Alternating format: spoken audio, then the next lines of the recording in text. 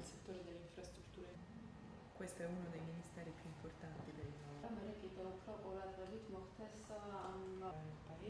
c'è molto interesse dal ministro se le incontrerà in Italia c'è un interesse sempre più grande ჩვენი შეხვედრა და შევძლებთ ვისაუბროთ სამომავლო abbiamo contattato იტალიის ელჩთან ძირითადად გაცნობითი ხასიათის შეხვედრა იყო, თუმცა ვისაუბროთ იმ იტალიურ კომპანიებზე, რომლებიც წარმოდგენილი არიან საქართველოში და მათ შორის ჩვენი სამინისტროს დაკვეთით ახორციელებენ სხვადასხვა პროექტებს და სამუშაოებს.